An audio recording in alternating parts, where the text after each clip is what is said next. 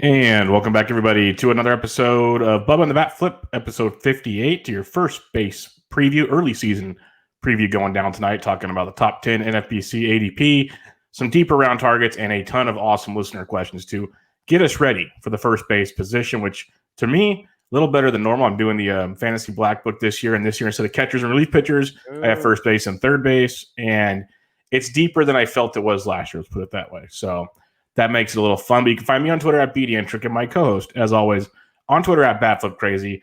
We almost took down the trivia contest last night, but how are we doing, Toby? We're doing pretty well. You know, the day after can be hard sometimes. But Bubba and I were on a team for trivia. So my brother runs a nonprofit organization that is focused on helping people play college baseball without having to pay like the exorbitant costs of travel ball and recruiting agencies, all of that jazz. And so they couldn't do their annual event, so they did a trivia event. And we had a team: me, Bubba, Sammy Reed, Brian Slack, Alex Chamberlain, and who am I forgetting? I knew this was going to happen. Justin Mason. How could I forget Justin? The MVP. The MVP for sure. So we had a team. We were winning through 3 rounds of 8 questions. We had only missed one question, and we ended up losing it in the last round. We missed a few of them. It was a little tough. It was hard to take, but all in good fun. And Bubba won a pair of signed Ricky Fowler cleats in the raffle. So we're all winners when that happens. Yep, everyone's a winner. It was a good cause. I wasn't expecting to win anything, so it worked out pretty well in the grand scheme of things. So that was fun, and then we get to chat it up again tonight and do some first base preview, which should be fun. I remember, like last week we talked about ADP. There was 1 draft in the books. Now we have 8 to go off of. I made the outline when there was 5 finalized. So in a rough way, let's see, boom. There's been a little shift in ADPs, but we'll get the gist of it. The top 10 is still the same, just moved around a little bit. So we'll cover all of them and get to some deeper stuff for you. Like we said, the listener questions is where the real fun is going to be at tonight. So let's get started here. Your first baseman, your first baseman off the board, the NL MVP off the board around pick 14 right now, so back end of round 1. And again, these are for draft champions, obviously more of like a best ball type format than a regular format, so keep that in mind as we're talking ADP here. They'll fluctuate when we get into like main event drafts or online championships closer to the season. But Freddie Freeman, pick 14 off the board, really can't make a gigantic argument against this, but what's your thoughts on Freddie Freeman? Yeah, I mean, Freddie Freeman is an elite hitter. He's in a very good lineup. Obviously, we have to figure out what happens with Marcell Ozuna, because it benefited him to have him hitting behind him just from an RBI perspective. But, I don't think you can really go wrong with Freeman. Generally speaking, I want to take speed early on in drafts. And so obviously, Freeman is not going to provide that, but he's just such a solid profile. I think he contributes in a lot of ways, in those first 4. He's similar to like an Arenado for me at this point, where I probably won't draft him, but the lack of speed is the one, little bit of an issue that he has, but he crushes, and there's not much to add to that. It's beautiful to watch him hit baseballs. And that's about the extent of the analysis that I'll provide on Freddie. But I do think it's one of those things where, if you want to get a top starting pitcher, you also want to address speed and batting average earlier. Obviously, Freddie helps with the latter, but you'll need to think about speed, which certainly you can make up throughout the rest of the draft, but not without, some sacrifices. Yeah, no doubt about it. That's the biggest thing with him is no stolen bases. But actually, he got 2 this year, so that's more than I expected. But yeah, he doesn't steal much at all. The interesting things is you're going to get a lot of arguments this offseason. Well, can he do it again? And because he was ridiculous this year, 341 with 13 homers, 53 RBIs in 60 games. That's like pretty darn good. If you look at his X stats, he had a 341 X batting average. His X WOBA was 441. His WOBA was 449. Like the numbers calculate out pretty good. His it's his highest barrel rate, but he's at 14.7. But last year, 12.5, he's had a bunch of 13s. Not insane. The biggest difference is the hard hit rate jumped 12%. How's just like if he gets back to his normal like 43, 44, what do we see there? A little drop off, of course, but still pretty darn good. But the K rate dropped, the walk rate went up. A lot of things to really like with Freddie Freeman. Is still going to be in a very strong lineup. So not a lot you have to argue when it comes to Freddie Freeman. He's just an absolute talent at the plate. Still pretty darn young. Actually, he's going to be 32 next September. I think he's that old already. But still, that's not that old in baseball terms. But he's getting up there faster than I thought he was. Let's put it that way. But, yeah, I wouldn't be worried about him. If you want to take him and you can address your stolen bases later, which you can, cool. Like, he's one of those guys, like you mentioned Arenado. It's okay if I take Freddie here, try to maybe get a pitcher in round 2. Do I go Alberto Mondesi to try to play the game? Like, there's little things like that. Or do you make sure you get like a Starling Marte and a couple other guys that got, 15, 20, 25 steal upside coming after that? Things along those lines as you roster build. But Freddie, totally fine play there. Yeah, just a couple pieces, like his contact rate did improve by about 4% last year. So that's certainly a good takeaway. And his O swing, his swing on pitches outside the zone was also down to like a career low, I think. So some really positive movement there. Again, we need to figure out the East was the worst when it came to pitching, just overall, the AL and the NL East. And so we need to factor that in to figure out, is that an actual skill change or just small sample size with a little bit worse pitching than he's used to. But, again, that doesn't change necessarily the overall landscape for Freddie. Yeah, it doesn't change the overall thing. But the next one gets a little more interesting. The second player off the board around pick 15, he's going 3/4 of a pick after Freddie Freeman, which kind of surprised me a little bit because I'm kind of still skeptical on Cody Bellinger being able to do what he did a few years ago. But I'm looking, he played 19 games at first base this past year, so he does qualify there, which is good. But coming off a season, Dodgers won the World Series. Cody had a pretty good playoffs, especially in the World Series. He showed power all season, stole some bags. That's kind of his appeal. He's got the power-speed combo. But the batting average, we saw 305 in 2019. We haven't seen anything really close to that since. So I think that's more of a reality we have to start sinking in with. What's your take with Cody Bellinger? Yeah, probably not a guy that I'm going to go after at this point in time. We've got a pretty large sample size now in the majors, and he obviously mashed in 2019. But if you remember, a lot of that was the first half. Mm-hmm. And so I think that first half that he had, maybe that's the best that we see of Bellinger. He's still young, so there's the possibility that he could still it'd be hard to beat that. But so I think we kind of have a good sense of who he is as a player. And so, with that being said, like, I think the batting average is a little bit of a question mark to me. The 239 is too low. I mean, the BABIP was 245 compared to 297 for his career.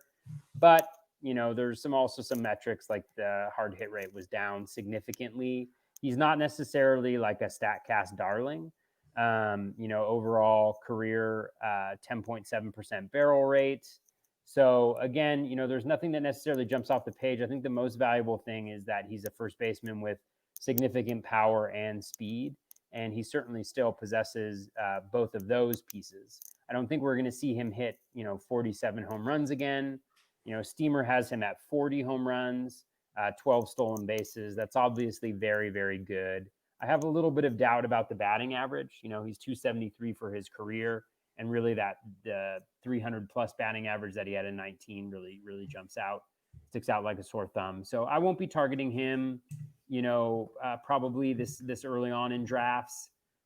I'd feel better about getting Bellinger, who's going just about the same spot as he is. The dual position eligibility is nice, but again, with outfield, I think outfield's a pretty deep position this year. And so I don't necessarily feel like it's super important in his case. It's always nice to have that flexibility. I think we all realize that this year. But so not necessarily a target for me, Bellinger, but I think solid all around. The power speed combo is what carries it, as we know. Yeah, the power speed for sure. Like the 40 home runs, maybe like that Steamer projection for, maybe he can get there. I think he gets more than 12 stolen bases, though. I think he's one of those guys that can get you like 35 homers, 15 plus steals, which is huge. That's like big numbers. But the batting average is not going to be there. That's just something I've learned to live with. And, for all the chatter on Twitter these days about max exit velo, he was 151st in baseball in 2019. So just, not the greatest max exit velo, but he does hit the ball hard. I'm not going to knock him for that. Just even this last year, he was doing things. He was changing his swing, which, coming off a season where he hit 305 and he wants to change his swing, makes you wonder what's going on. Is he hurt? Is he trying to, what's he trying to do? What's he trying to accomplish?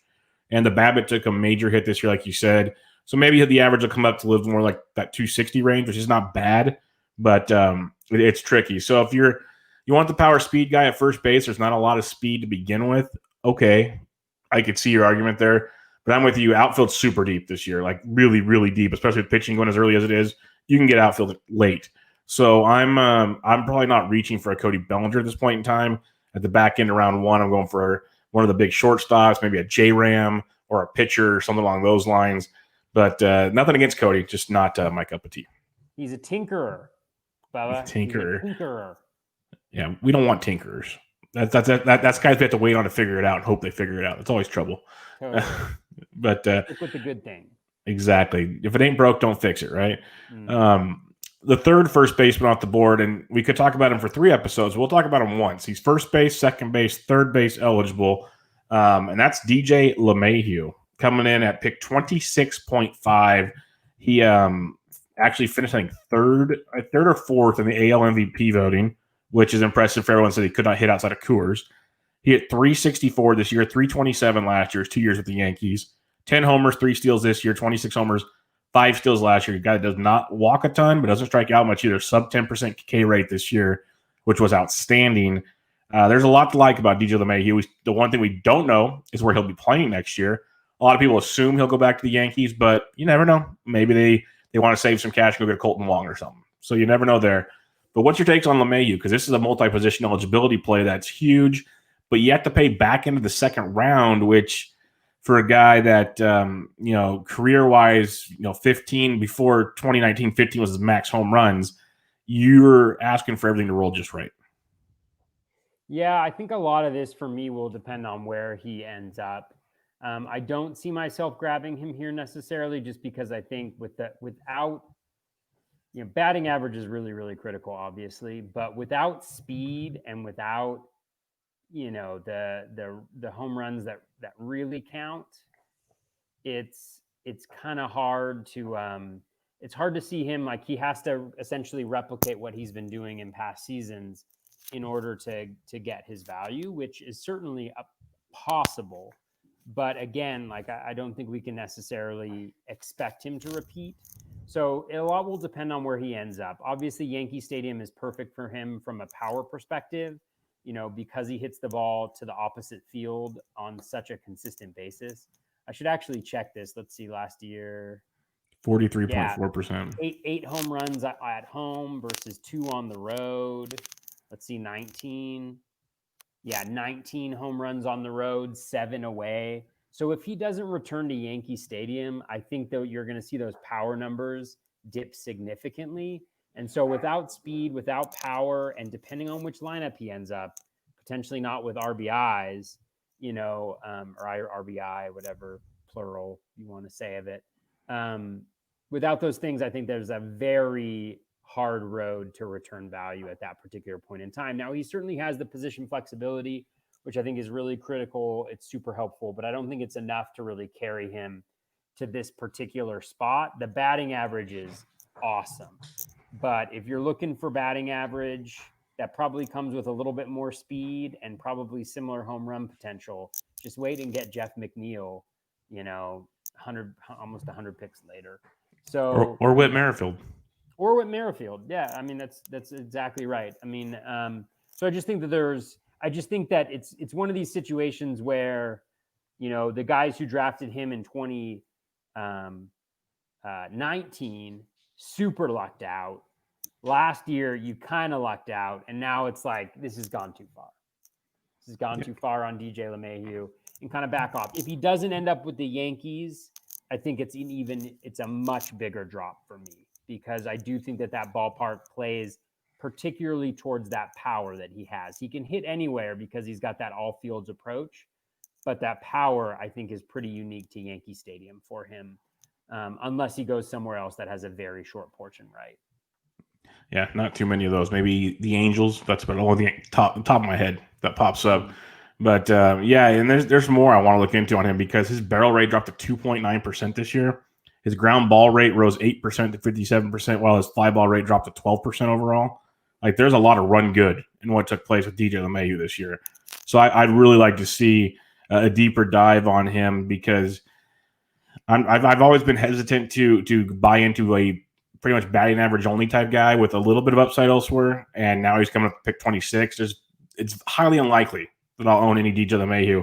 Like, the only leagues that I really like DJ in, and again at pick 26, I still don't even like him there. He's phenomenal in OBP leagues, like amazing in OBP leagues. So that's always nice. But where he's getting drafted, I can't stomach it. It does not work out at all in the grand scheme of things. So no DJ probably for me. This is why his position, I'm good with it being so deep because I'm like, okay, Freddie, I get it. I'll probably pass. Cody, probably gonna pass. You got DJ, probably gonna pass. That pick 4, it's Jose Abreu, and he's going around 33.25. So early round 3, which stinks because, in years past, he's 8th, 9th, 10th round pick. Like, we could have a great value in a Jose Abreu, but he's the AL MVP for good reasons. Hitting 317 with 19 home runs this past year, 60 RBIs. For those keeping track at home, he played in 60 games. It's an RBI a game on average, which is actually really, really good. But the guy's a beast. He's been consistently one of the best players at the position, just doesn't get the recognition as some of the big guys. But it's hard to take him at this price point. What are you doing with Jose Abreu? Yeah, I think it's the price point for me. Just looking at his line, obviously he had an absolutely phenomenal season. He's an incredibly good hitter. I think he's a very safe hitter in terms of what he's going to contribute. The 317 was it tied for his career high in 2014 in terms of batting average. The 350 BABIP was about 25 points higher than his career average. So again, there's going to be a little bit of give in that batting average, I think, over the course of a full season as we get a larger sample size and he kind of regresses towards his mean. The StatCast data is obviously nice with him, but 6% dip in contact rate is a little bit of a worry for me. The ground ball rate remains relatively high for a guy with his type of power. So he needed a 32.8% home run per fly ball rate last year in order to get to that home run total that he did, which, honestly led the league. And so I think, having him replicate what he did in 2019, 284, 33 home runs, 85 runs, 123 RBI, that's certainly, I think, within the realm of possibility for Abreu, but I just don't want to pay that price for it. It's not that I necessarily think the price is that bad because I do think that it's pretty, I think he's pretty safe. He's a safe hitter. I'm not worried about him falling off a cliff necessarily. But I just don't want to pay, a premium for, the RBI, which I think I can get later on, the power, which I think I can get later on. The batting average is really nice, but again, I don't expect him to replicate that 317. So overall, a really nice situation, a really nice scenario, but I just don't see myself paying the cost that we're going to be asked to pay this year. Again, another kind of career year that we're having to pay for right here, which I don't think I'm going to be willing to do this year.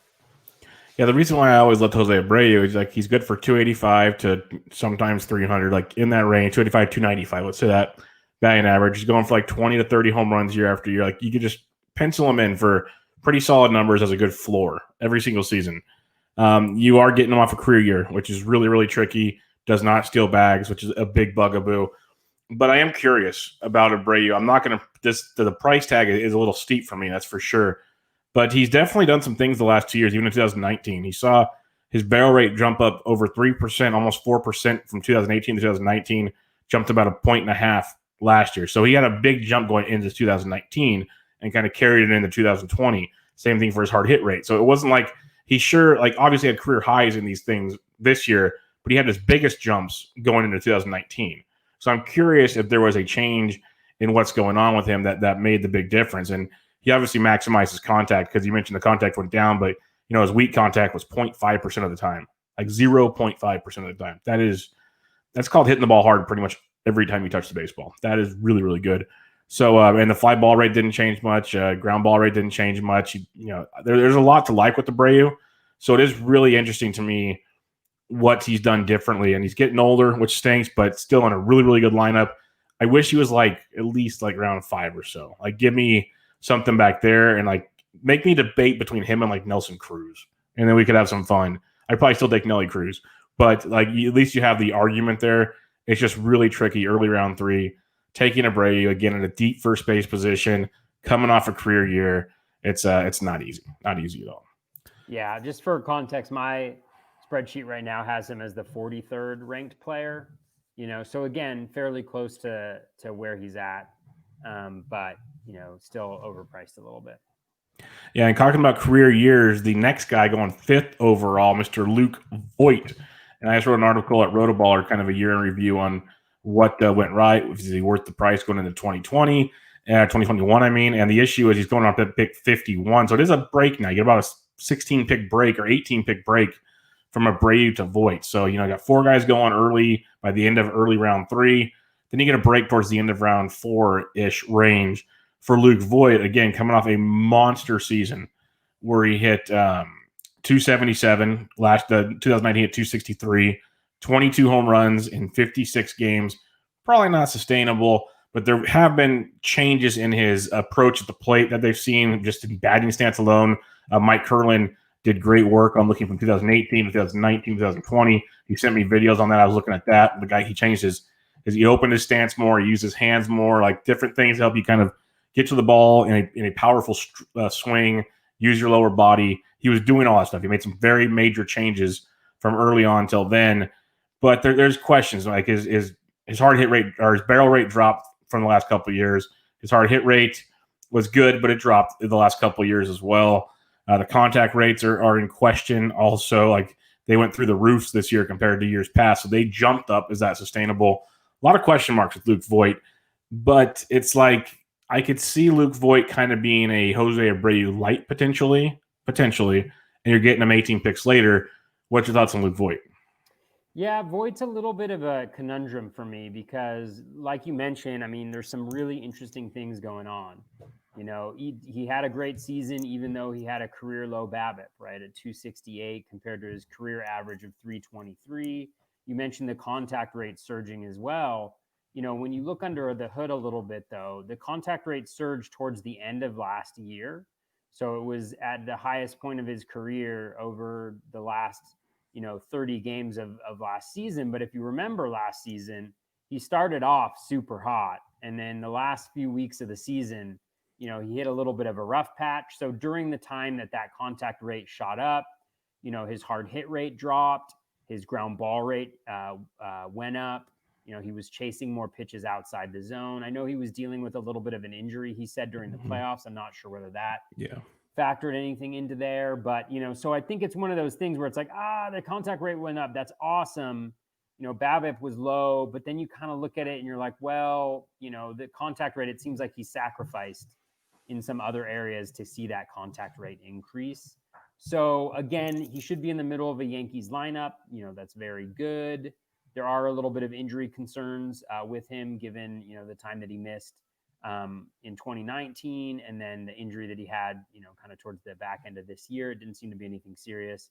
So certainly an interesting guy. I just have a hard time going after him, at this ADP of 51, when I think there's some guys with relatively similar profiles that I can get for cheaper.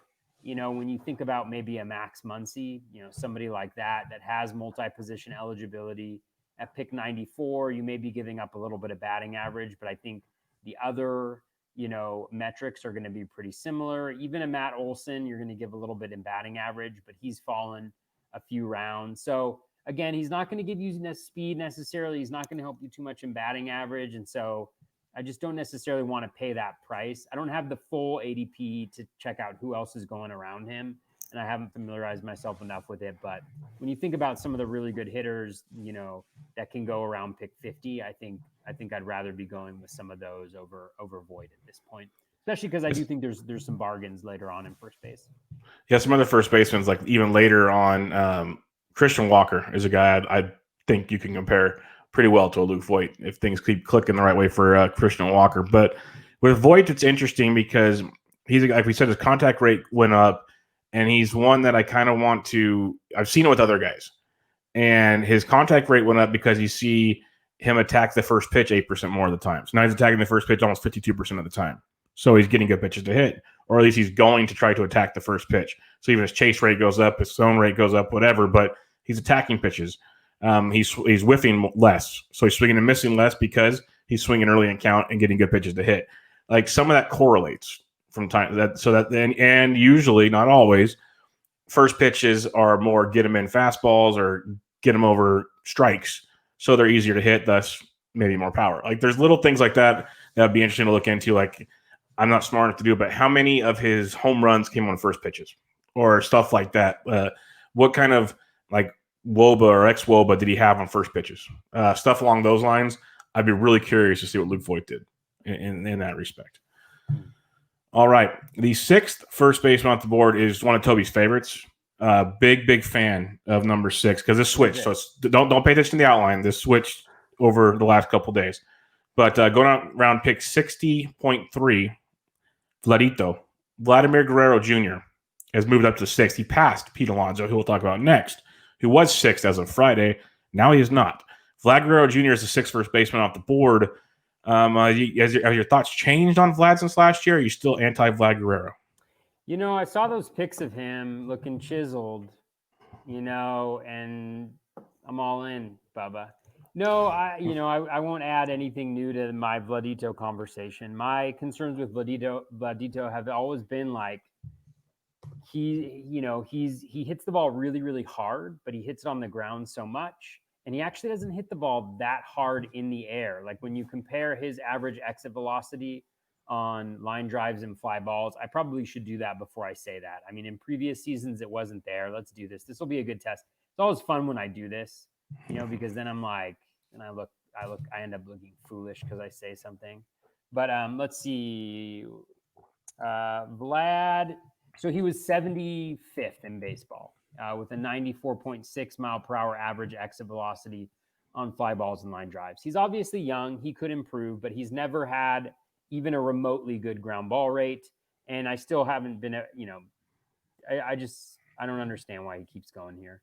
And again, he's young. He's got the prospect pedigree, but even his profile, like essentially what you're hoping for, he's not going to have speed. So what you're hoping for is that he increases both his power and his batting average. And I still doubt whether he can do the batting average just because his batting average in the minors was so dependent on a super high BABIP. And the fielders are better, the shifting is better, the data is better in Major League Baseball. So I'm sure that one year I will be very wrong on Vlad Jr. But again, I'm totally out on this price right now. Yeah, eventually it's going to click. Like his hard hit rate rose to almost 51% last year. We know he can hit the ball far and hard when he hits it consistently, but yeah, his ground ball rate also jumped almost 5% last year. It's up to 54.5%. That's you need to run real good on your fly balls. Really good. A 17.5% fly ball rate. And he doesn't even pull the ball that much. He pulls the ball as much as he gets to center field. So he's not really, taking advantage of every possible power source he can hit right now. So there are definite questions when it comes to Vladito. I probably won't pay for him at this price either. I'd love to have him on my team that when he finally gets it going. But to keep it simple, Vlad's one of those guys I love to roster in DFS because he gets streaky and he gets good matchups like the Orioles and whatnot. And you just ride that train and enjoy it for a few days. That's what you do. And you don't worry about those downers because when he slumps pretty hard. And that can be tough to deal with in your lineup because, you drafted him so early and you get stubborn. You think you need to roster him. And it can hurt you at times. But one of these days, like you said, it's going to click. It really will with him because the talent is pretty darn legit. I just won't be touching him this year either. Yeah, and he's going to be one that'll be really interesting because the projections love him. At least Steamer loves him. Yeah, they loved him last year too.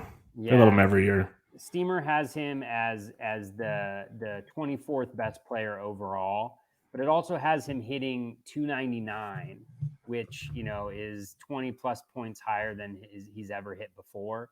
And that may just be because of the batting average, because of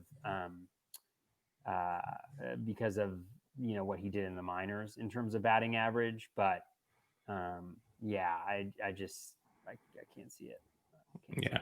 The seventh first baseman off the board is a guy I can't draft, but last year a lot of it was price point. This year's a little more intriguing. I'm still not 100% in on him, but if you want a ton of home runs, Pete Alonso's going to pick 65.75, and he's coming off a shortened season where he hit 16 homers in 57 games, hit 231 after going 53 homers, hitting 260 the year before. BABIP dropped from 280 to 242. There's just questions for me with Pete Alonso. Like the power is legit. There's no doubt in that. He barreled the ball 3% less this last year.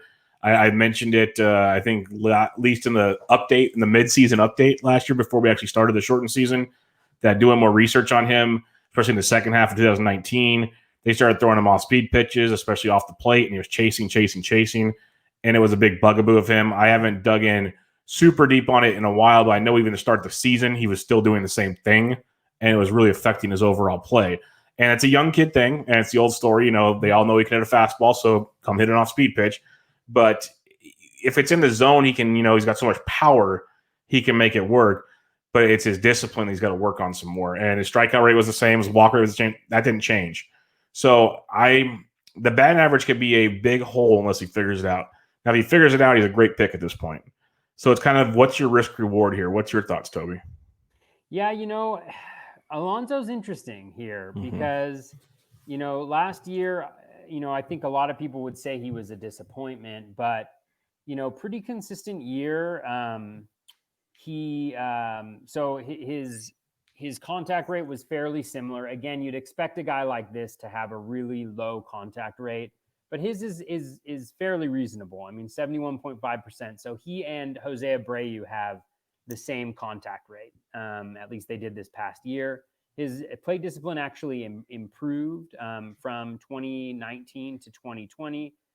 Again, pretty consistent. But I think what we saw, I think what maybe happened to Alonso this year is he was just starting to heat up towards the end of the year when it got cut short, and you can see that with the ground ball rate going down for him on his rolling average graph there, actually to the lowest point I think of his career. At a certain point, the barrel rate dipped a little bit, but it was still 12.8%.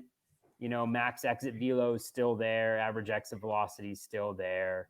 So I think he's the same guy, and the price is actually fairly interesting. I mean, Steamer has him projected for a 245 batting average, 43 home runs, 94 runs, 104 RBI, and that would make him the 35th most valuable player, according to my spreadsheet.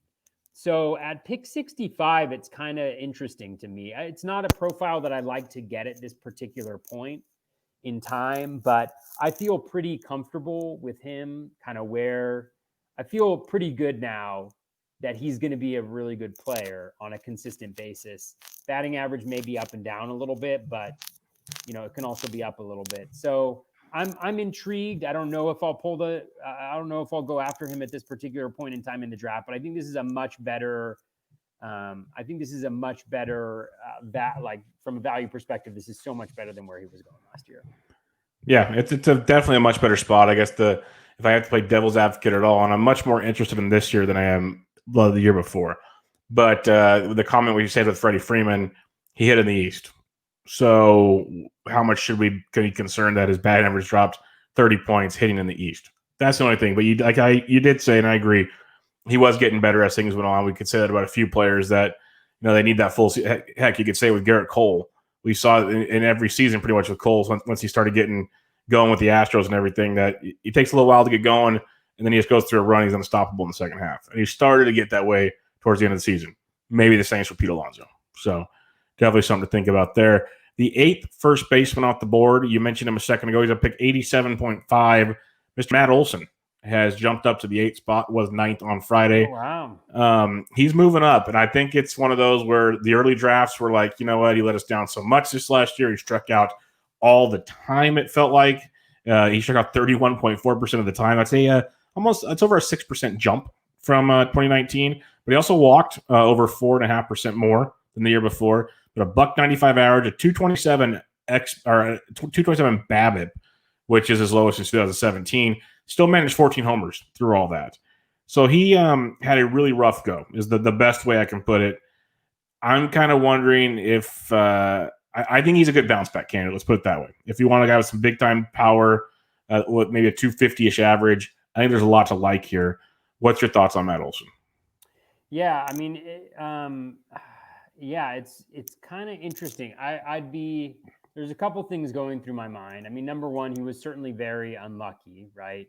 227 BABIP. The strikeout rate was way up as well, but plate discipline was better. Contact rate down significantly.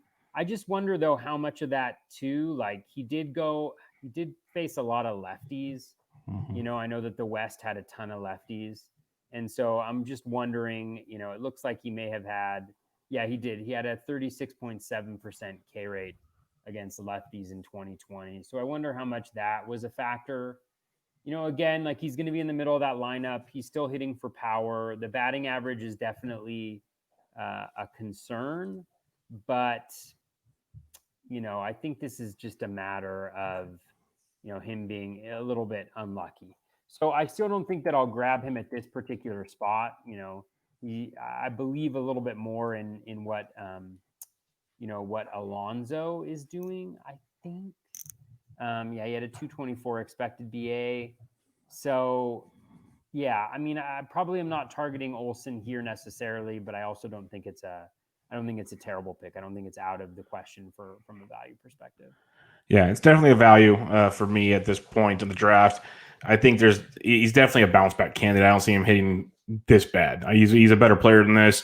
Getting out of the division will help a bit from time to time. And I definitely like Matty Olson getting back to at least a 250-ish hitter. And he's still going to hit you 35 plus homers probably. So I think there's a ton to like here. The price tag's good. Alonso seems a little more appealing now, which really just changes everything from what I thought going into last season. But there is got to be some concern with Olson because if they know there's such a weakness with lefties, you start seeing a lot of lefties get thrown to them late in the game, so they start sitting them versus lefties. A lot of those questions that we haven't had to worry about in the past with Matt Olson. So that'd be my biggest concern, something to monitor as we get into spring training. The ninth first baseman off the board. Talk about a guy that was probably undrafted in a lot of leagues or super late in a lot of leagues. Outfield first base eligible for the New York Mets, pick 90.25, Dominic Smith, coming off an absolutely awesome 2019 season. Everyone's kind of been, saying they wanted to see him get his chance and all that good stuff. He finally got. He's 25 years old. He'll be 26 next June. Hit 318, 10 homers. We saw him at 282 in 90 games roughly in 2019. So the bat's there, the power's there. He finally got to play every day. Interesting guy here. We haven't seen the full season out of Dom Smith, and the Mets always have a lot of moving parts. It feels like he has to have everyday playing time by now. But what's your thoughts on Dom Smith around pick 90?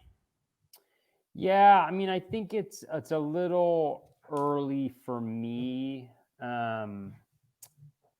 When I just take a look at the profile, so like number one, it's buoyed pretty steadily by that 368 BABIP. Again, 304 batting average, expected BA, but the expected metrics, especially over a short period of time, like I'm not going to rely too heavily on those.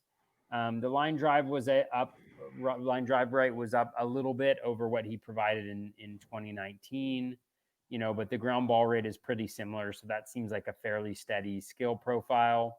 Home run per fly ball rate was right about in line as well. So I think, he's all around. He's pretty solid.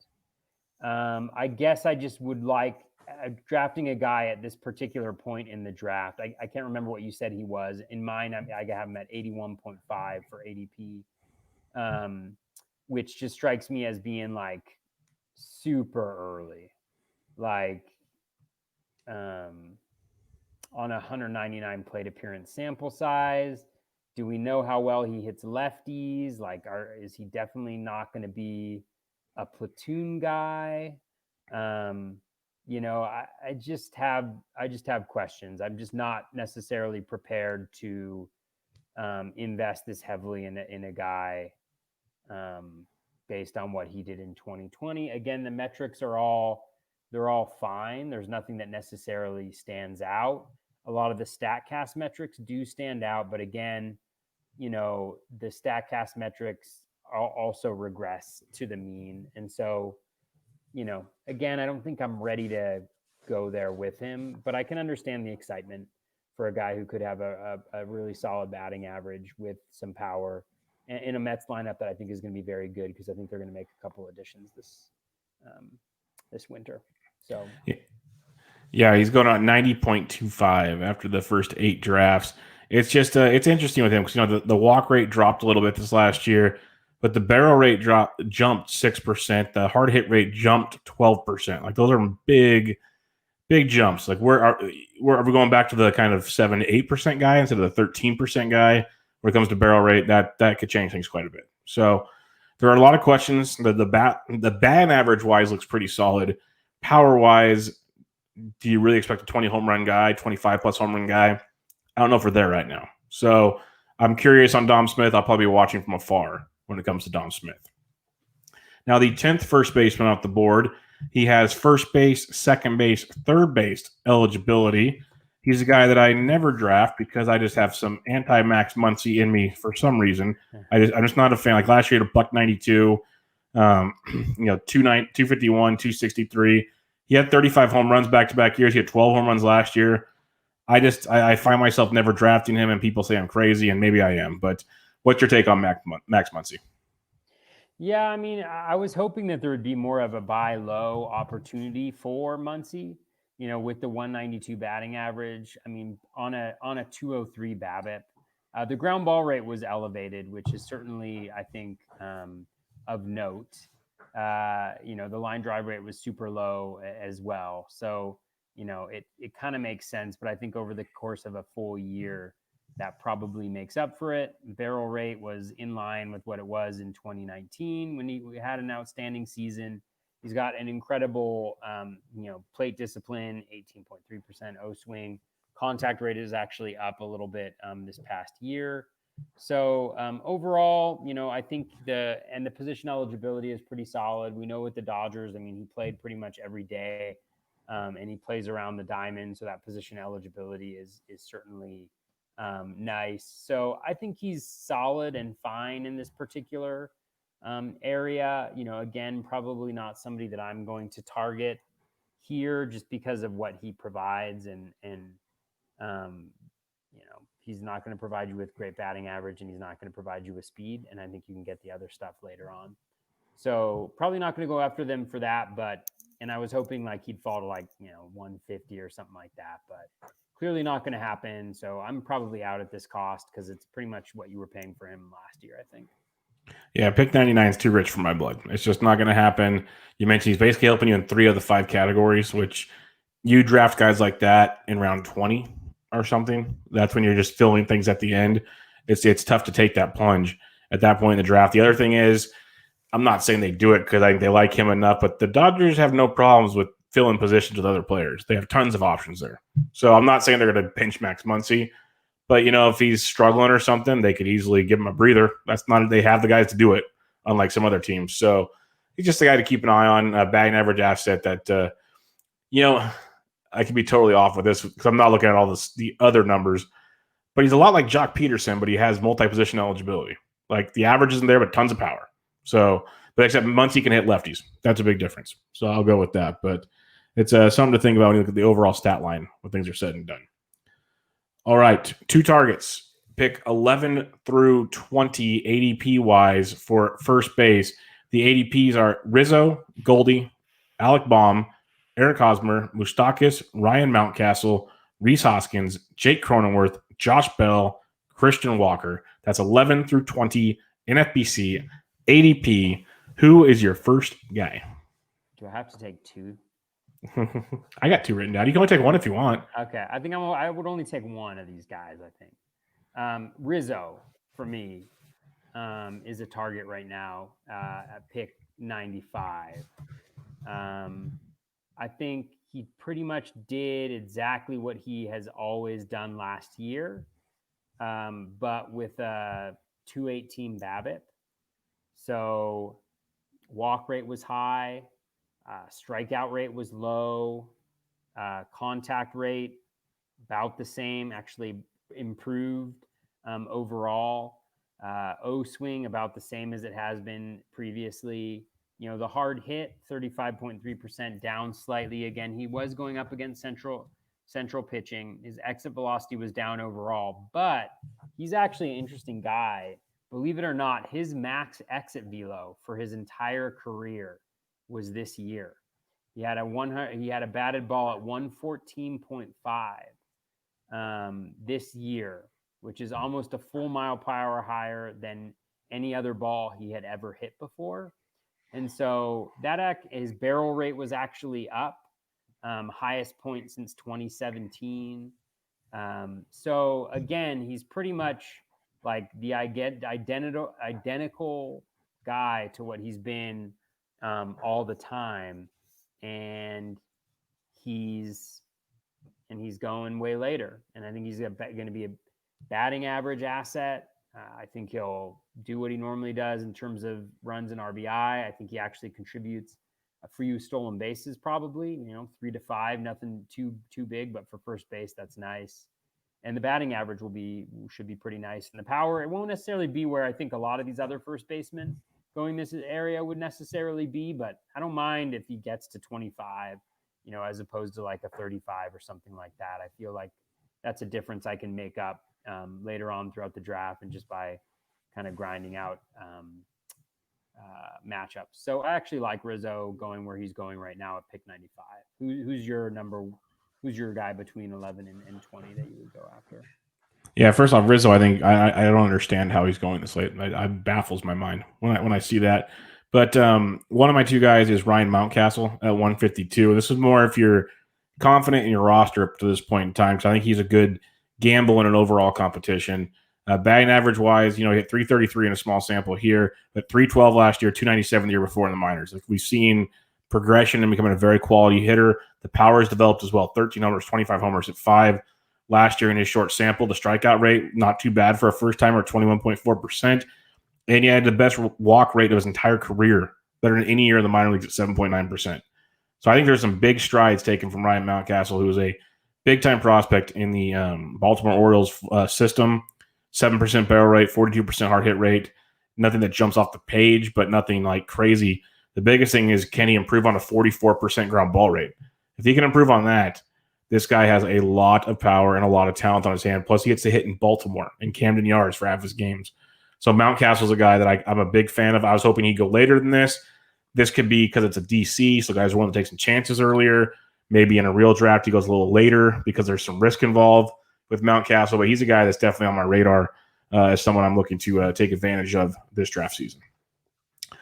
Did you have a second one, or are you going to pass on that? Yeah, I'm gonna. You can pass. I'm gonna go with one. We had a little reminder here from Rob DiPietro, who's in the comments. Actually, I don't mind Goldie. I probably wouldn't go after him necessarily here at pick 107. So the value may not be the best, but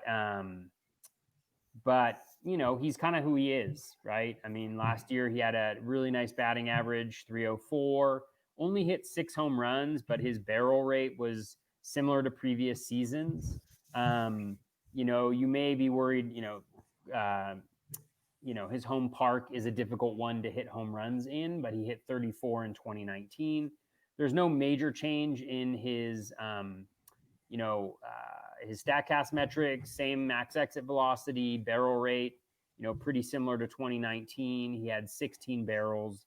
That turned into only 6 home runs. So, over the course of a longer season, I think that evens out a little bit, hitting in the middle of that order. He'll probably hit third in that order.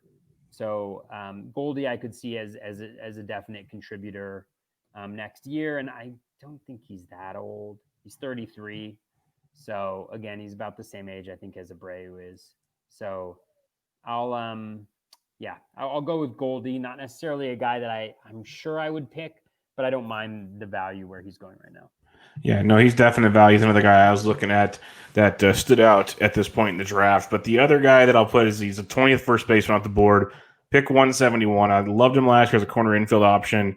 don't mind him as corner infield this year, but he could be your first baseman for me. That's Christian Walker. Saw another season with him with the D-backs, 7 home runs, hit 271, new career high after hitting 259 the year before. So, 260 to 270 hitter, I'll take that. He's got 25 plus home run power in a heartbeat.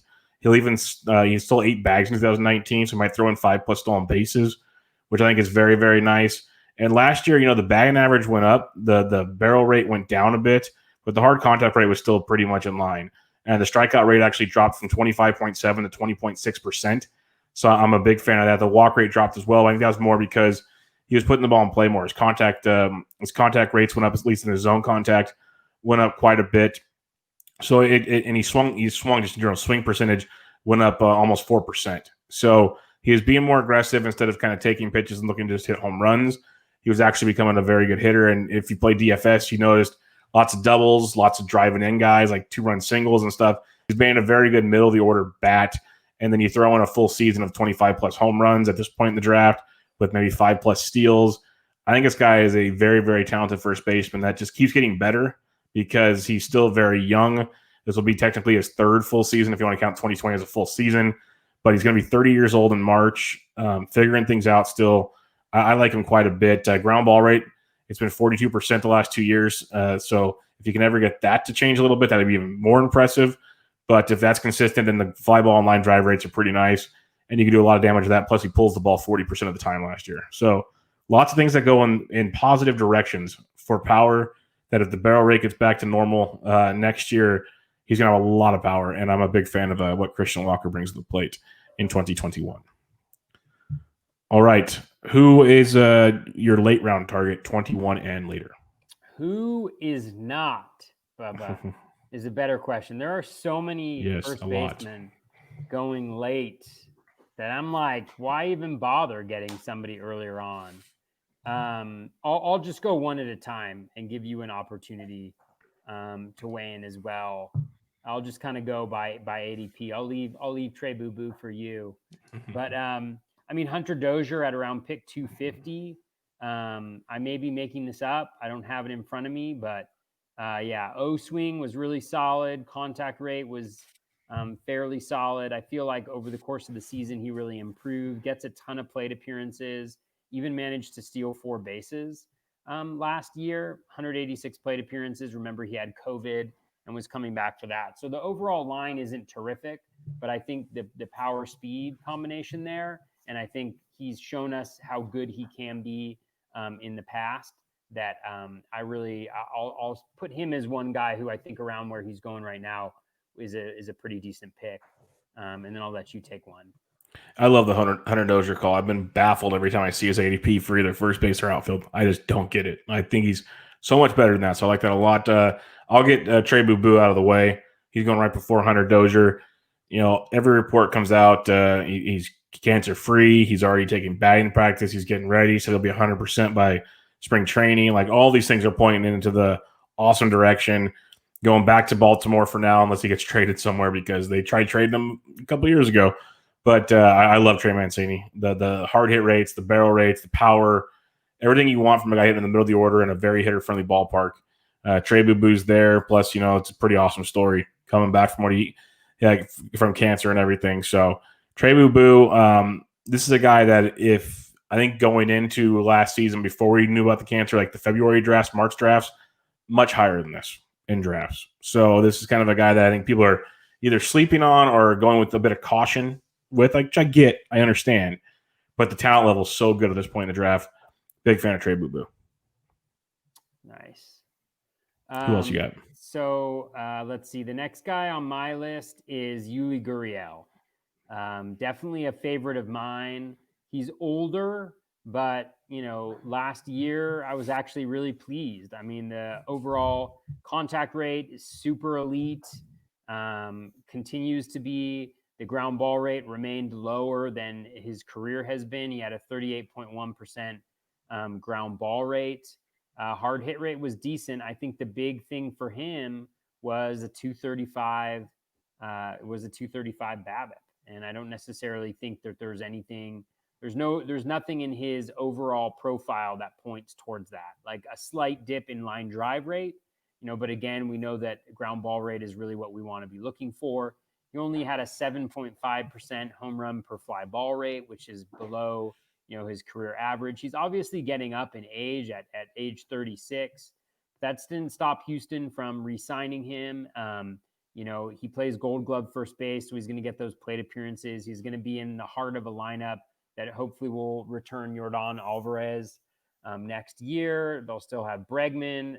They'll still have Tucker. So it's going to be a really good offense. And I just love the possibility of getting a batting average from my first baseman that late in drafts. A little bit of a dip in power, but again, that's not the biggest of my concerns as I build a team initially. So I think that Yuli's a guy that I'm probably going to have a lot of. I'm a little sad that he doesn't have third base eligibility anymore. That's a little bit of a bummer for me. He's only going to be first base eligible next year, at least in NFBC drafts. So that's a little bit sad, but I do love me some Yuli Gurriel.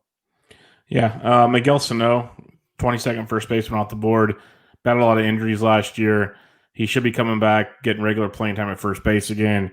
And we know what that power he brings to the dish is. The batting average is always suspect with Miguel Sano, but the power cannot be denied. He pretty much leads all categories, or he's near the top in hard hits, barrels, max exit velos. Like, Miguel is the poster child for StatCast, and it's legit because when he hits the ball, it goes a long, long way. So Miguel Sano at this point in the draft, I'd pick 200, give or take. The guy with 40-plus home run upside in a very potent Minnesota Twins lineup. I got no problems with Miggy Sano at this point in time. Just stay healthy, and he'll pay off in a big, big way. Yeah, next up for me is Carlos Santana. I mean, good God. A 326 ADP. Mm-hmm. This from a guy, like, the major difference in his profile, again, was BABIP. He hit 199 this year. 8 home runs, 34 runs, 30 RBI. Just to check in with folks, that's like, 600 plate appearances, probably close to 80, like 20 plus home runs. And that's with a 199 BABIP on a Cleveland team that really struggled to hit this entire year. 18.4% walk rate, elite O swing at 18.9%, elite contact rate. The skills are all there. Where we did see a little bit of give was with the exit velocity, or just with the StatCast metrics. The barrel rate went down a little bit. Max velo went down a little bit, but depending on where he lands, if he's getting everyday plate appearances in the middle of the lineup, he's just going to produce. And at a 326 ADP, I think what I would expect is he's not going to hit 280, 281. He was never going to do that, right? That was a career high. But I can see him hitting like 250 with 30 home runs, 80 runs, 80 RBI, right? That's what Steamer has him at: 240, 26 home runs, 83 runs, 84 RBI, which to me just seems, it seems kind of wonderful, that would rank him as the 165th best player, and you're getting him at a 326 ADP. Yeah, I'm going to wrap it up with this one because I think we could probably name off about 10 more in this range because there's a ton of them. But my last one will be the 380 ADP, 41st off the board, Evan White of the Seattle Mariners. Mm-hmm. Sure, he hit 176 last year, but he had 8 homers, 1 stolen base. Steamer's got him for 233, 24 homers, 5 stolen bases. He's a young kid that continues to develop the bat. If you go through the minors, he was a no-power guy. Now he's got power. He's working on getting the average back. Even last year in a rough season, a 14% barrel rate and a 52.5% hard hit rate. It was just a strikeout rate that was through the moon of 41.6%. It's 23% in 19, 27.8 in 18. You got to imagine that strikeout rate's going to come down. That'll help the BABIP, which has always been over 300 in the minors, get back up from 264 to at least reasonable, which will obviously raise the batting average, and the home runs will continue to come with it. I think there's a ton to like with this kid. Ground ball rate of 44%, but a fly ball of 24. Like, you just work on the small things, and he's been doing that year after year in the minors. And I think the glove's going to keep him out there. One of the best defenders at first base coming through the system, and people are raving about him this year. So Evan White at that point in the draft is basically free. Big fan of Mr. Evan White. Love that call.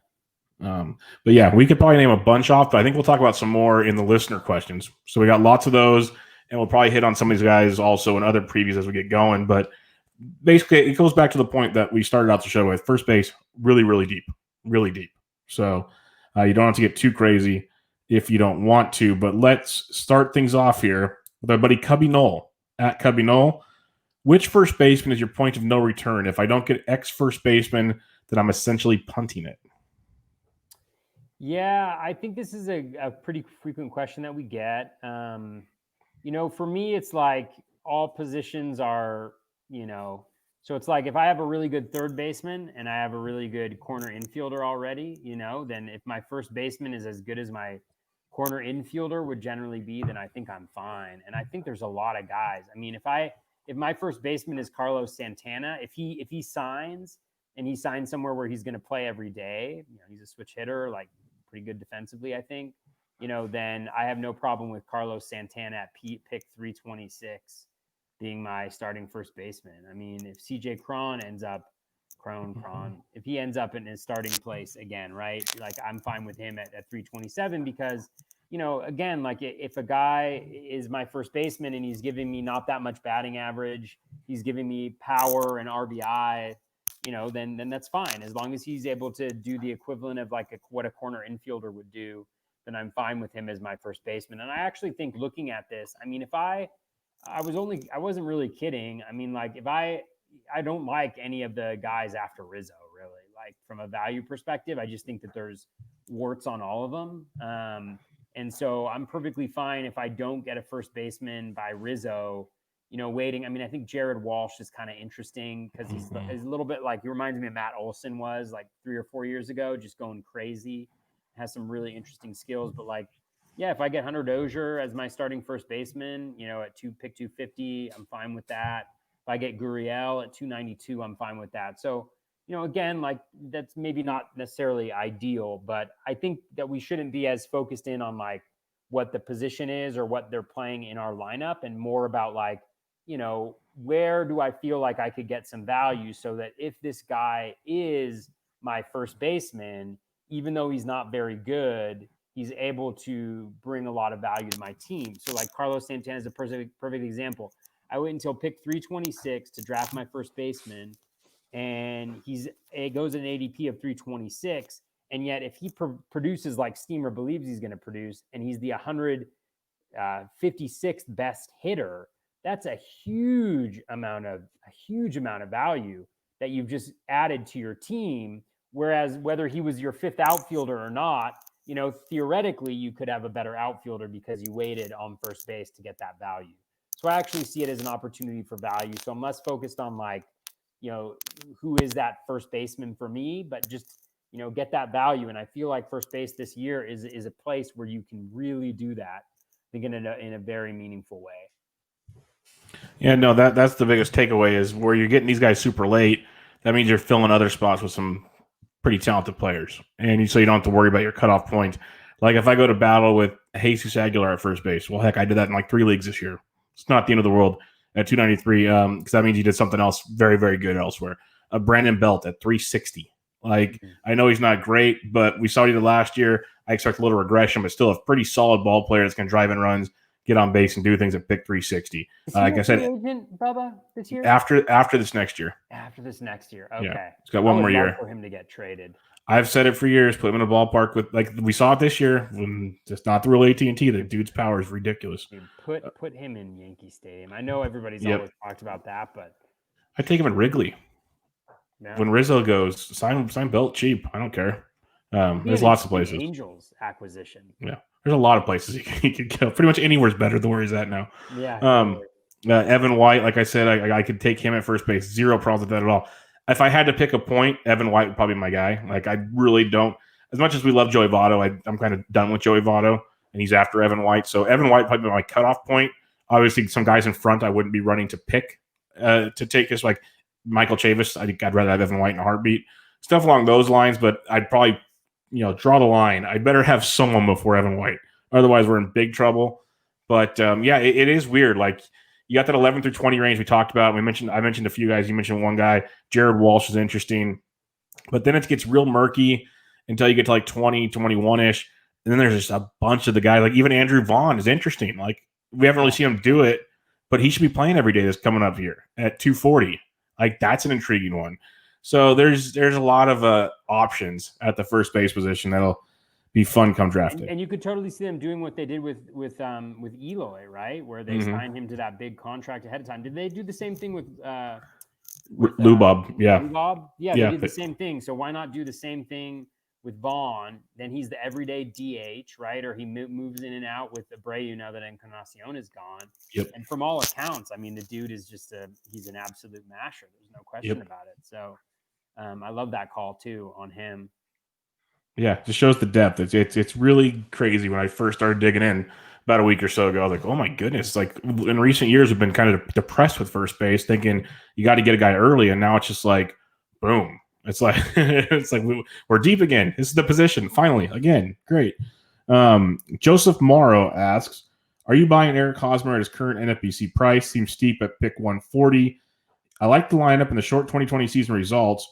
Was this a function of the short season, or can we anticipate this type of production sticking? Yeah, I mean, I think I'm fine with it. I think, like you look at him throughout his career, he's kind of the same guy, right? Like as long as you're not expecting him to like go like, some sort of revolution from him, he's going to hit around 20 home runs. He's probably going to go 80-80, with a little bit of speed and a decent, like better than league average, but not too much better than league average batting average. I think the difference, like, right, you look at his 2019 season for the Padres, 265, 22 home runs, 72 runs, 99 RBI. Well, the difference between the 2019 Padres, and the 2021 Padres is going to be that they're a lot more talented. So as long as he's in the middle of that lineup, as long as he's playing every day, he's going to produce, I think, from a counting stats perspective. And so I definitely think that he's not a super risky pick there, barring some sort of injury. But I do think that like people are probably going to go a little bit overboard, like in terms of, thinking that he's like found God with his ground ball rate, like the launch angle revolution, stuff like that. I was listening to the Pull Hitter podcast actually right before this, and they had the episode with Alex Chamberlain, our buddy and trivia teammate Alex Chamberlain, and he was pointing out how Hosmer has actually done this before. Had that low of a ground ball rate multiple times throughout his career, right? And so what the difference is, I think, potentially, and again, we never saw anything, I think, during the offseason with him talking about, working on the launch angle. Maybe there's something, maybe there's something that he was actually working on that, but, he's been there before. And so, I'm not like totally bought in on it, at least going like him being some sort of overwhelming source of power now. I think that he's kind of going to be the guy that he's always been. And I think that's fine at that price. I think it's actually fairly stable. I just don't think there's necessarily the ceiling that maybe we might have from some similar hitters going in that neighborhood. So, I don't know if how many shares I'll have of him, but I don't think it's a bad cost, but I also don't think there's a ton of ceiling there for him. Yeah, no, he's steady Eddie. Like, it's why he was great when he was after like pick 250, corner infielder, going to lock in like a steady baseline of numbers I can count on. Now it's like, okay, he's going a little after Rizzo. He's close to Moustakas, Hoskins, some other guys where they might be more volatile, but also have probably a higher ceiling than Eric Hosmer. So, and then plus that's just at first base. Like you said, other positions. It gets much more interesting. I like the guy. I like the changes he made. It's just a matter of, can you take that risk? That's a big, big question. Governor of Givener asks, who is your most underrated first baseman according to early ADP? My early projections say Rizzo. What say you guys? I think it's Rizzo or maybe Carlos Santana, but like you said, I don't know. It's so deep. We can make arguments for a handful of guys probably. Yeah. Yeah, I mean, I think I agree with you. I think it is. I think it is Rizzo. I have him as the 36th ranked player. overall based on his steamer projection, and he was going at pick 99. So within the top 100 picks, he's like a 63 ADP bargain according to steamer. And again, like I need to dive in and figure out whether that makes a lot of sense, but that is an absolutely massive um, uh, you know value, I think, and one that people should definitely be going after. Outside of that, I do think that Santana is probably the best one. Again, I have him as the 165th ranked player, going 326. So, again, I'm not sure. It's essentially $9 worth of value. He's a $10 player, and at that point in time, he's $1 or around there, maybe $2. I can't remember exactly what it is, but yeah, I mean that's huge value. So those would be the guys that I think are the most. And then I always, and then in that sense, you also have to balance it out with the ceiling, right? Like whereas Rowdy Tellez, who I think we're going to talk about in a little bit, he's like pretty high up there too. He's right behind Santana, going a little bit ahead of him. But you may say, well, if everything hits right for Santana, I still think the batting average is probably 250, 260. Whereas with Tellez and his skill set, you could be talking about like a top 5 first baseman if everything goes right. So, that's where you need to factor in those pieces. But those would be like two guys that stand out to me as bargains. Yeah, I like to think of guys, and it doesn't always, go like switch easily to the way we look at a 2021 per se. But going into 2020 drafts, Rizzo was like the 3rd first baseman off the board. Now he's the 11th. All of a sudden, like, do these guys really become that much better than him? That many of them? You just have to like sit back and think about things like Carlos Santana was like pick 17 or 18 first baseman off the board. Now he dropped a ton to 37. Just little things like that, because that's not the end all be all by any means. That's like the lazy analysis, but something like that stands out to me. What made a guy drop this much? Like, where did this come from? Is there a valid reason? Okay, sure, great. If not, then yes, this was extreme value in the grand scheme of things. So Rizzo stands out in a big way. It's fun if people go check out Ryan Bloomfield's Twitter. He's doing a DC, and like his first 8 or 9 rounds, it was basically like if he never saw 2020 and he's going off like 2020 rankings, the draft is loaded. It's crazy looking at that roster. So I'm not saying it's going to pan out that way because obviously things have changed since then, but it's interesting to see how many guys are going a lot later right now than we'd expect. And Rizzo, definitely one of them. At SMMS79 asks, game theory question. Do you give any thought to position scarcity when filling infield utility spots? So at first base, is there any merit to grabbing 2 of the top guys, knowing you are making a thin position even thinner and perhaps your own assets more valuable? So that's kind of his. Oh, and he said, and yes, go LFC, your Liverpool boys. But I think we decided it's not a thin position this year for one. Yeah, I mean, I think I always draft to try to draft the best team. Like the team that with every single one of my picks, I want to draft the best guy, and I don't worry and I don't think about what anybody else in the draft room is doing. Honestly, it may be like if you're doing an auction, that's probably a bad way to go about doing it. Which maybe I'll do an auction this year. But I'm just really focused on taking the best player, and so I don't think you should necessarily look at that because especially like a position like first base, there's always guys that come out of nowhere, right? There's always guys who will hit for power. There's always guys who, if they get shifted into 3rd, 4th, 5th in a lineup, they're going to be absolute, or not absolute studs, but they're going to be studs. So I wouldn't be worrying too much about, that type of stuff because again, like at that particular point in the draft, you're missing out on other guys, right? And we've already talked about how we actually don't like the value of a lot of these middle guys. So let's say you draft Abreu, at pick 32, and then it comes around to you and you're like, oh, Rizzo's still on the board. And then you take Rizzo, well, that's great. Those are 2 really good players who represent really good value. And I don't think that's necessarily a bad approach. But then you also have to be thinking about, okay, so I also drafted, 2 starting pitchers and a relief pitcher before then. So that's my first 5 picks. And I'm in round 7. So where are my stolen bases coming from?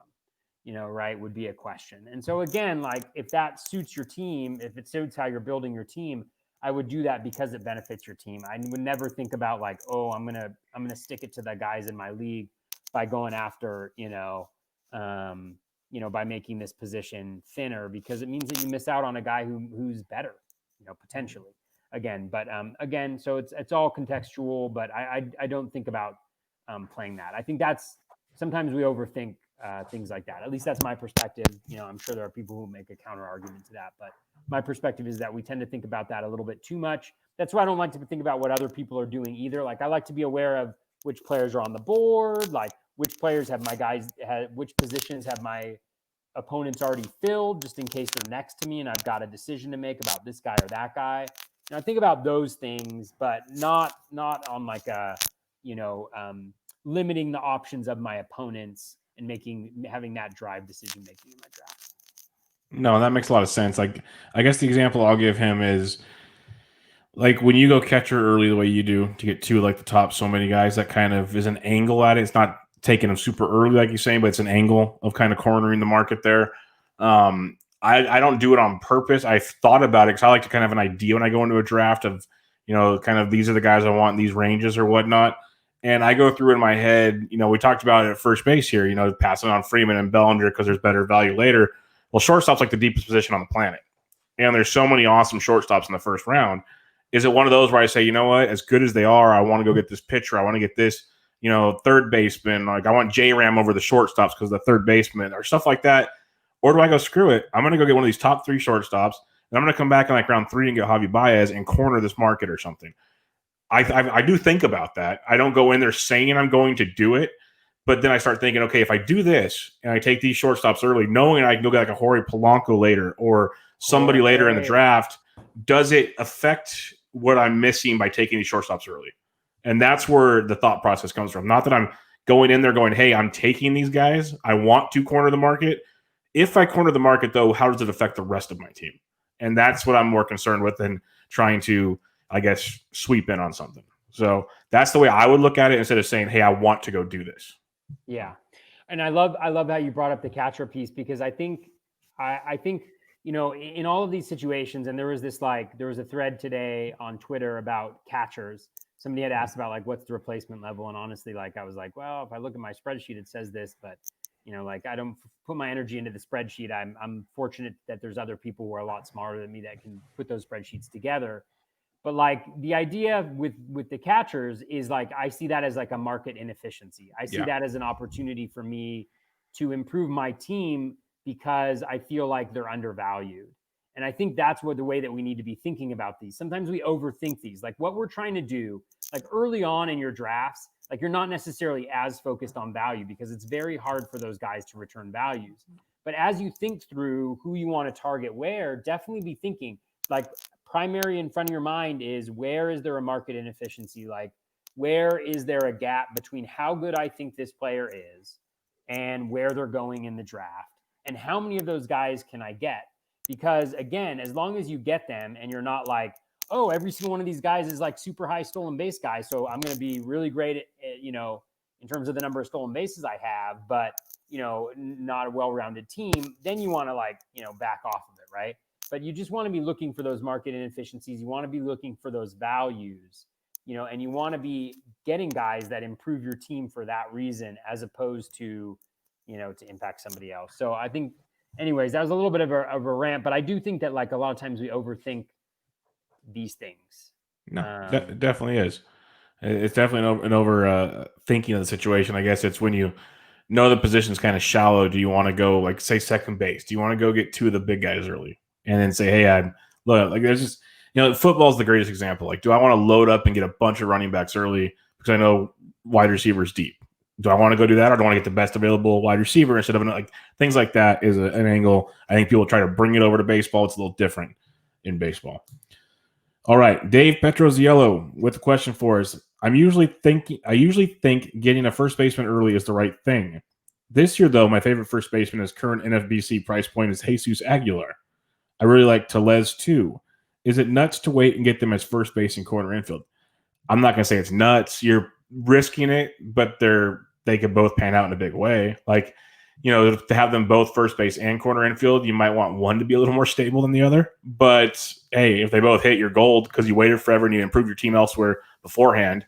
It's just kind of, where do you want to take your risk? Yeah, exactly. Yeah, I think we covered this in pretty good depth throughout. So yeah, I mean, I think it's fine. It's just again a matter of like, the sum of all the parts of your team. How good is that? And maybe first base is the weakest position. That's fine as long as you've been able to reinforce elsewhere. I don't know if based on like everything, like if Aguilar would necessarily be the guy that I go after. Um, or Tellez. I think the one thing that you want to be careful about is like not necessarily careful, but like the plate appearances is important. And I don't know enough about the Blue Jays roster. Is Tellez going to have those everyday plate appearances? Again, you need to factor that in like early on in the season and make sure that you have access to those plate appearances so that you're not falling behind. It doesn't mean you don't go after a guy like Tellez, but just make sure that you're not putting yourself in a hole to begin the season. Nope, very, very true. Ben Tid at Breaking Ben _T. He asks us, besides Bellinger and maybe Christian Walker, do you guys have any targets for steals at first base? And that's been a question we kind of debated throughout this because Bellinger's there. If Will Myers still has first base eligibility, that could be tremendous. But there's a lot of guys that can give you 5 or 6 steals throughout this deal. Like you're not going to get a big guy. Bellinger's pretty much your go-to in this range, but there's a handful of guys that you can get steals from. I personally don't go into first base looking to find steals. I like to get a guy that can steal, but I already know kind of going into it, this is a pretty limited steal spot. What about you? Yeah, so Bellinger, we talked about Dozier, 4 stolen bases last year. Again, I think that might be a career high for him. He's not great at stealing bases from a stolen base to caught stealing rate, but he's got it. Rizzo always manages to steal like 3 to 5 bases. And again, that matters over the course of a full season. It's really, really important. Evan White is a guy I know you mentioned who's pretty quick speed wise, Bubba. So he's another guy that I might be looking at for stolen bases. I think that's probably the extent of it. But I'm sure if we dug a little bit deeper, we might be able to find. Oh, Cronenworth is another guy who steals bases at a decent clip.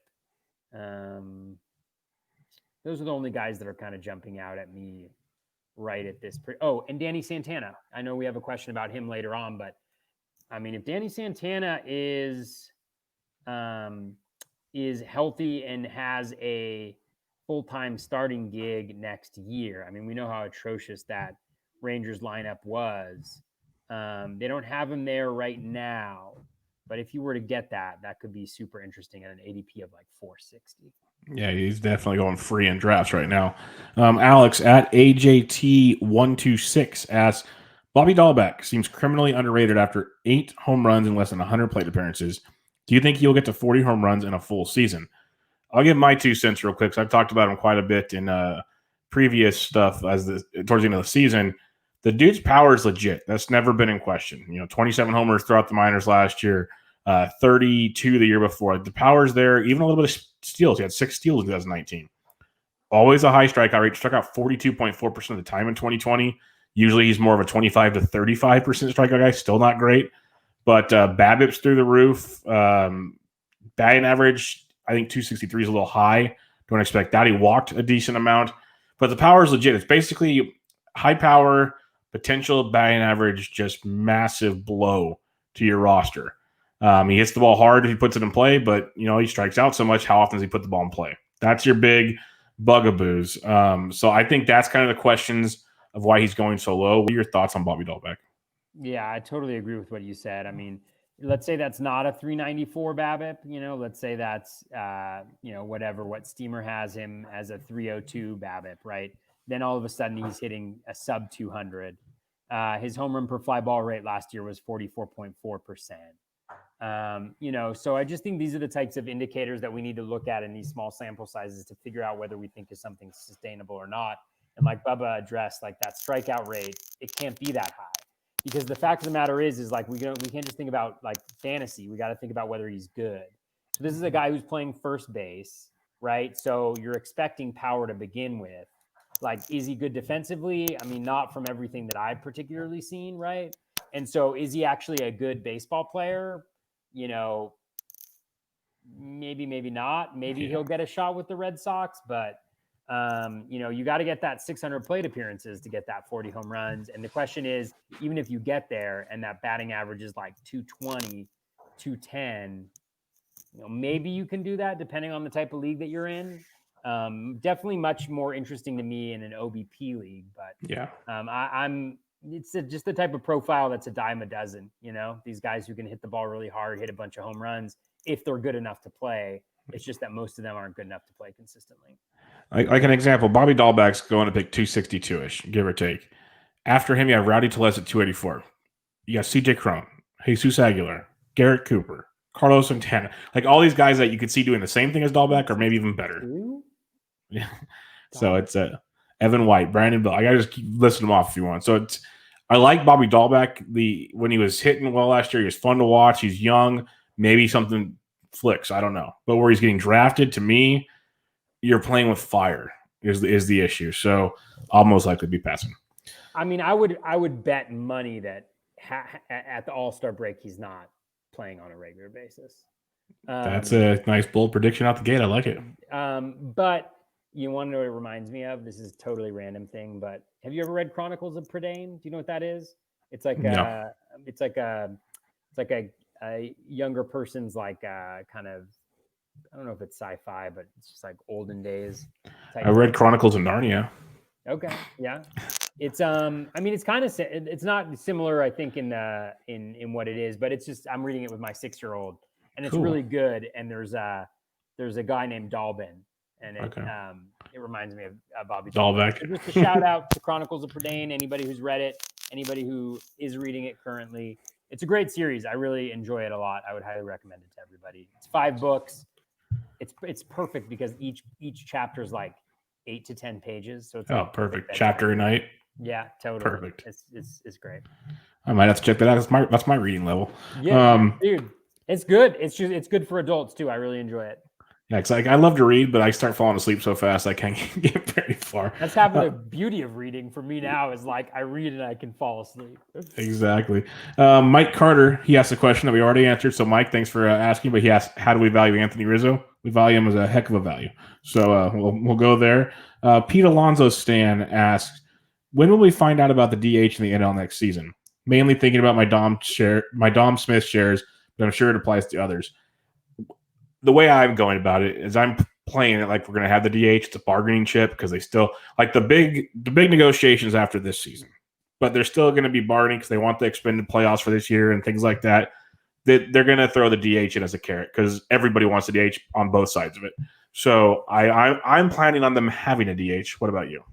Yeah, I mean, I'd put it at like 95% that there's going to be an NLDH. Yeah. I mean, and I'm just making that number up, but like, it just doesn't make sense. Like, not to have. I mean, to go to the DH and then to go back, it's like, oh yeah, well, these pitchers didn't practice hitting for a year, but now we're going to throw them up there. Like, it just doesn't work. So I would plan on it happening. And again, but like, it's like Bubba and I are like, we're great people. We're really important people, but we don't have these answers. No. We don't know any better than anybody else, like when exactly it'll happen, but it just pure speculation that they will. Yeah. But we're pretty confident in our speculation because to me, it's if you're the Players Association, by having the NLDH, you've created 16 new jobs or 15 new jobs. Don't you want that?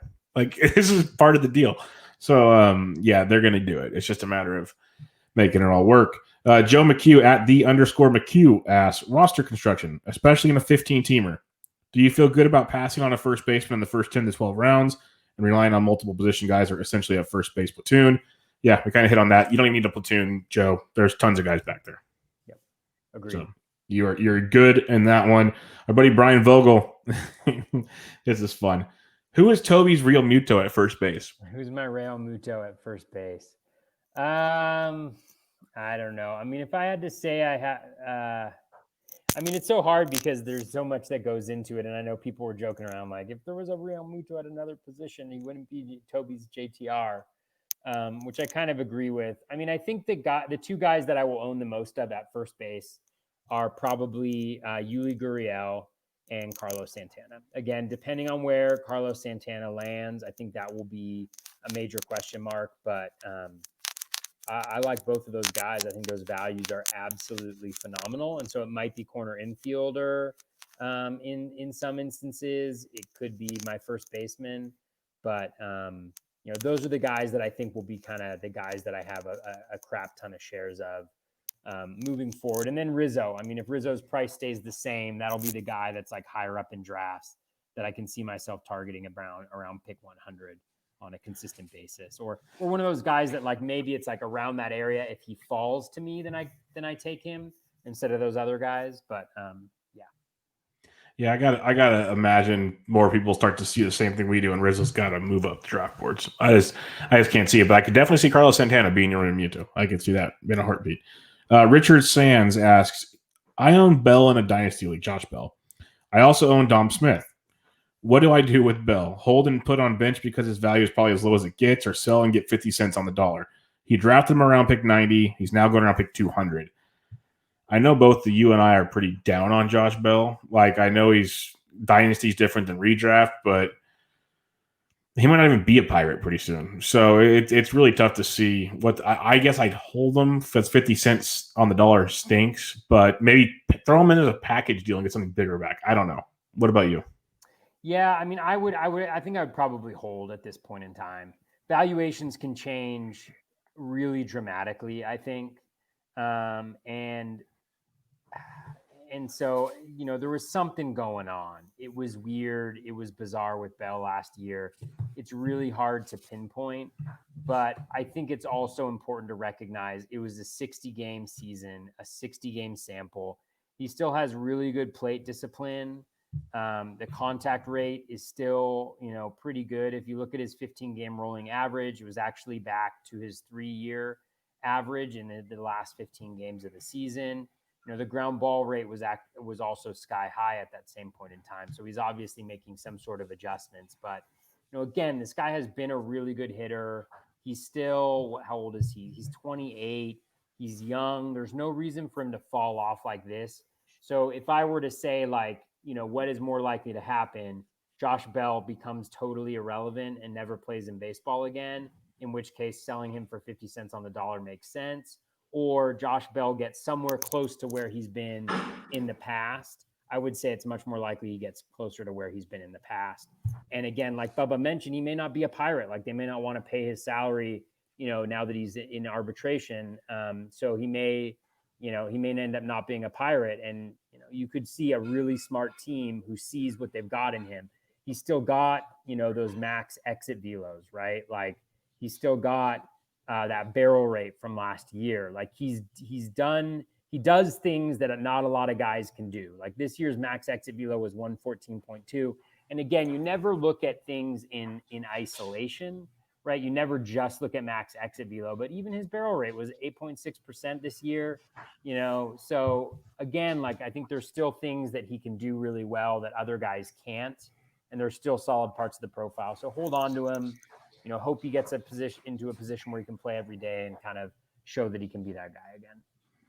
All right, Nick at Mbiscardi17 asks, who is this year's big breakout and why is his name Rowdy Tellez? Well, there's a lot of potential breakouts or at least value plays we talked about, but Rowdy Tellez, I was big on him last year. He started to finally get at bats, which was good to see towards the end of the year as they started moving guys around and clearing up space. He only played in 35 games, 127 at bats, but hit 8 homers, 283 average, only struck out 15.7% of the time, which is outstanding.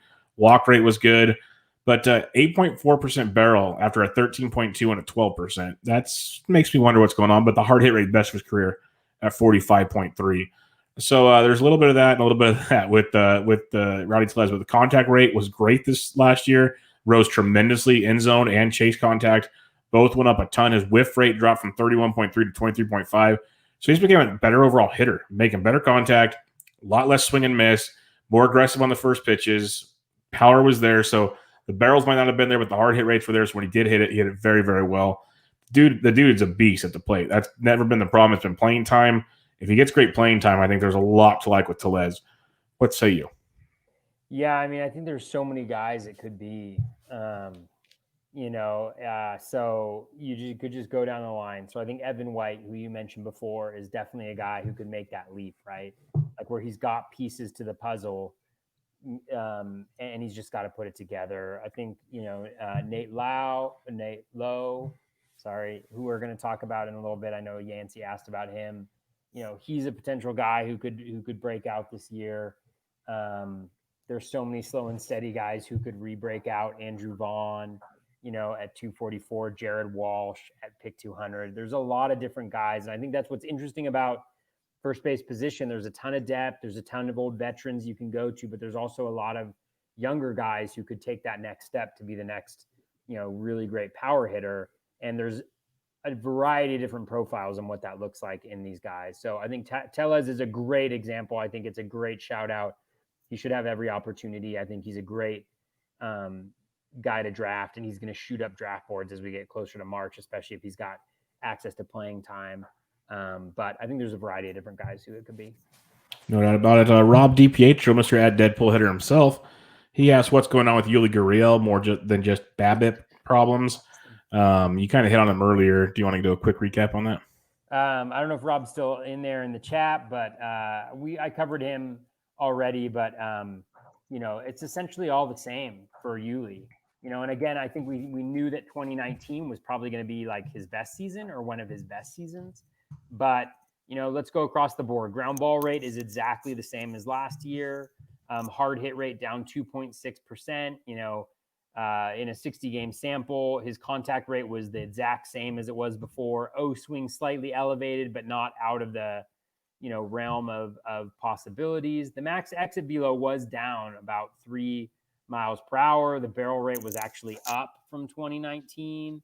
Hard hit rate was down slightly. So again, with the age and that max exit velo going down, a little bit of concerns, but also in 2018, his max exit velo was 107, 108 as well. So he's been there before.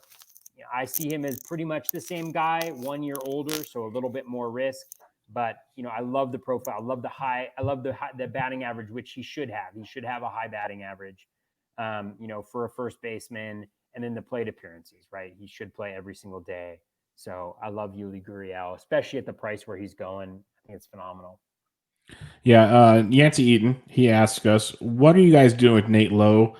He deserves better. And I agree, he does deserve better.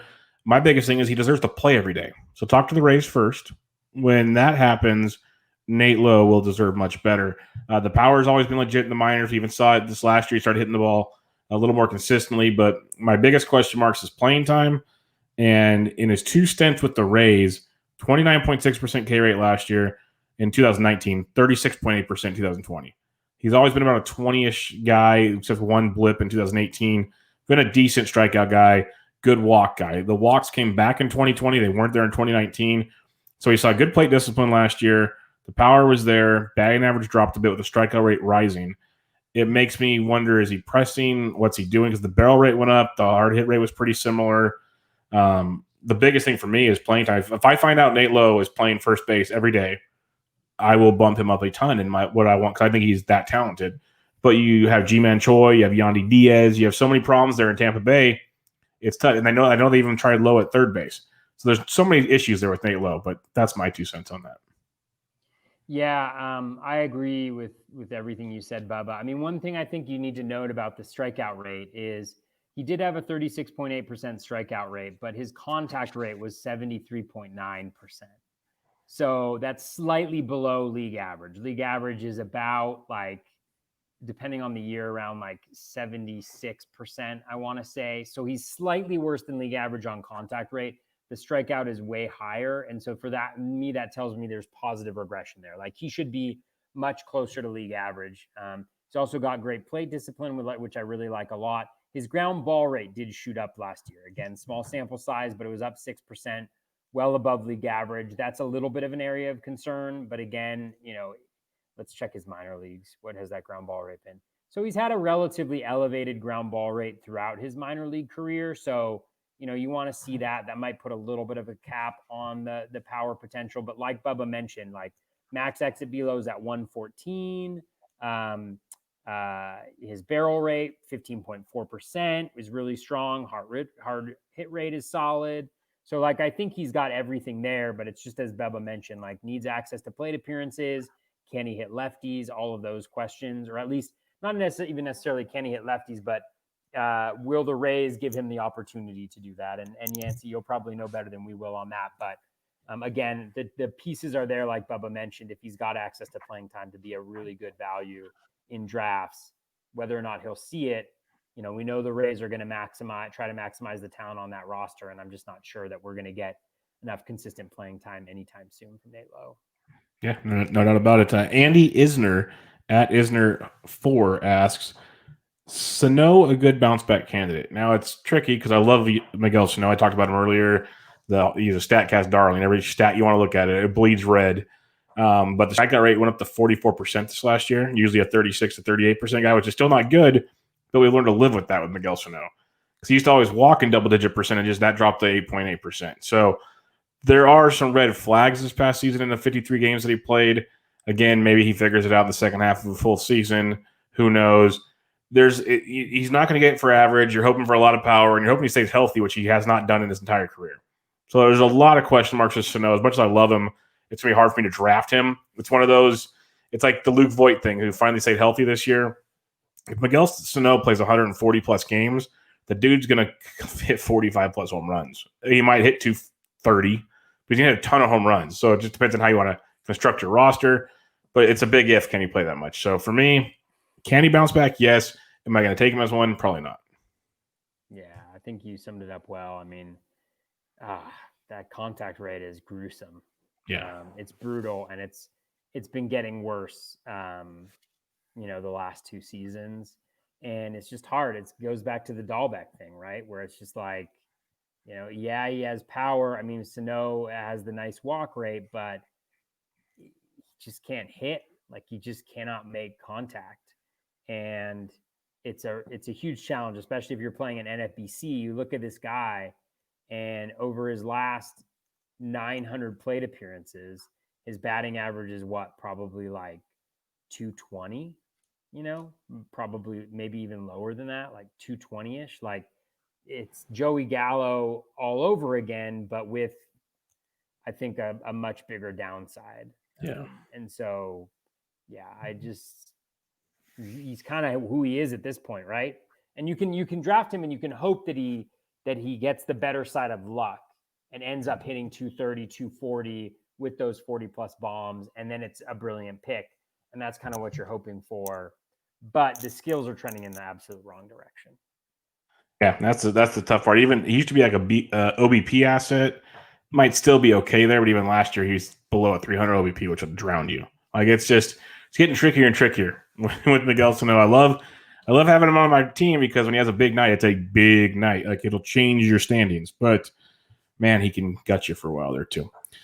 All right, last question we have here at JDub the Gamer. JDub, having overdrafted him last year only to watch him crater in the short season, I'm curious if Danny Santana has any bounce back potential, and if so, to what range? You hinted earlier about his ADP. NFBC ADP is pretty wild. You can scroll for a while. He's a 48th first baseman off the board after pick 450. So that's basically free. He played 9 games at first base this year. So he's NFBC eligible. If you're in a format that requires 10 games, he ain't first base eligible. So keep that in mind as well. The other thing I'll mention before I let Toby have it, because this was a guy he liked a lot last year, and I get it because the power, speed, batting average, kind of like there's a lot of things to like about Danny Santana. He only played 15 games this past year between injuries and getting benched. So what's your thoughts on Danny Santana for 2021?